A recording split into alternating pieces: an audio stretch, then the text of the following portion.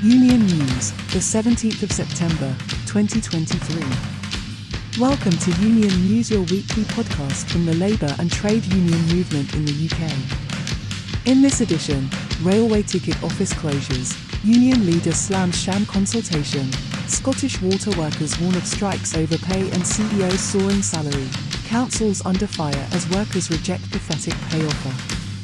And finally, train drivers announce strikes during Tory conference over long-standing pay dispute. Writing is by Pat Harrington and music is by Tim Bragg.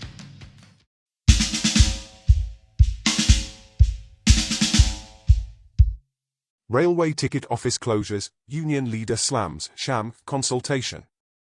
Mick Lynch, the leader of the RMT union, has strongly criticised the consultation on the closure of railway ticket offices in England, labelling it as a sham. He expressed concerns that shutting down most of these offices would make the railway system unattractive for evening travel. Lynch argued that the government's claim of redeploying ticket office staff was unrealistic and accused them of trying to push through job cuts. Disability campaigners highlighted the inaccessibility of the consultation for disabled and vulnerable travellers and warned that the proposed staffing levels could threaten their right to travel. The consultation, which closed on September 1st after extensions due to protests, received over 680,000 responses. Transport Focus and London Travel Watch are currently reviewing the responses, and they can refer the decision to the Transport Secretary if public objections are upheld. Lynch criticised the government for aiming to save £95 million by cutting 2,800 jobs and emphasised the importance of ticket offices as community centres in many towns and villages. He called for a proposal to create an accessible and friendly railway for all travellers. Disability advocates pointed out issues with accessibility in the consultation process, including difficulties for those with visual and hearing impairments. They also raised concerns about the lack of comprehensive assessments for disabled travellers and the unavailability of details in the proposals. The proposals would leave many stations unstaffed for extended periods, relying on weekly visits from mobile teams, which disability advocates argued would be impractical for disabled individuals. Train operators defended the proposals, stating that the majority of customers now use online and contactless payment methods rather than ticket offices. However, there were questions about whether the government or train operators initiated these changes.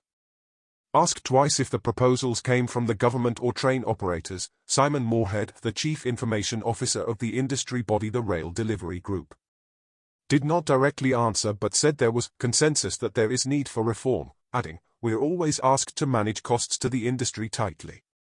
In a separate debate, MPs, including some from the Conservative Party, urged ministers to reconsider the closure programme, with many expressing strong opposition to the plans.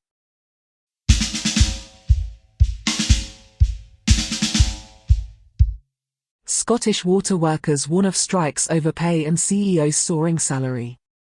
Katie Clark, an MSP with socialist leanings, has issued a warning to the Scottish Government regarding Scottish water workers' concerns. She has called upon Cabinet Secretary Mary McAllen to step in as workers have rejected Scottish Water's controversial pay and grading proposals. Unite, Unison, and GMB unions have conducted strike ballots, receiving strong support for potential strike action unless the situation changes. These unions argue that Scottish Water has violated Fair Work principles by not properly consulting with employees regarding changes that could negatively affect the lowest paid workers, while executive pay increases significantly. They highlight the substantial salary of Scottish Water's CEO, Alex Plant, which exceeds that of his predecessor by more than 20%. Stephen Deans from Unite accused management of trying to implement new pay structures while increasing the CEO's pay, contradicting the Scottish Government's public sector pay policy.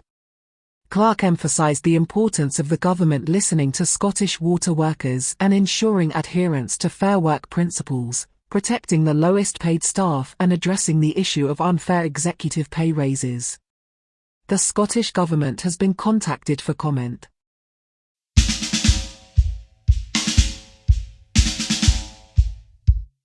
Councils under fire as workers reject pathetic pay offer.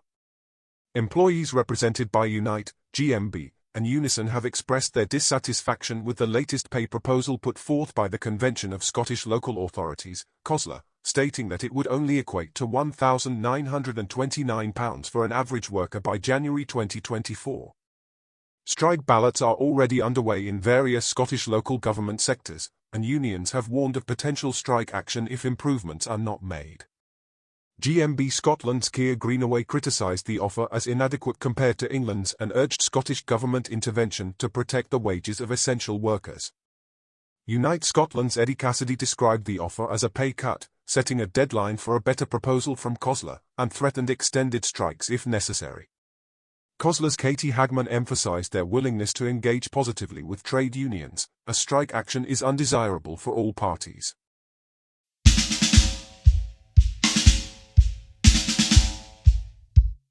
And finally, train drivers announced strikes during Tory conference over long-standing pay dispute. Train drivers represented by the union ASLEF have declared a series of strikes in their ongoing battle for improved pay, affecting services at 16 private rail companies. The strikes are scheduled for Saturday, September 30th, the day before the Tory conference, and Wednesday, October 4th, the final day of the event. In addition to these strikes, an overtime ban will be in effect across the UK rail network from Friday, September 29th, to Friday, October 5th. ASLEF's General Secretary, Mick Whelan, criticised rail operators for proposing pay terms they knew would be rejected. Whelan called on Transport Secretary Mark Harper and Transport Minister Hugh Merriman to engage in negotiations to end the dispute, citing the lack of a pay raise for train drivers since 2019 despite rising living costs. ASLEF has reached agreements with 14 operators outside of Westminster's control in the past year, but Whelan emphasised that this dispute pertains to England and has been influenced by the Tory government. In response, the Rail Delivery Group emphasised the linkage between pay increases and necessary service enhancements. The Department for Transport obstinately reiterated its commitment to what it termed workplace reforms despite the strikes.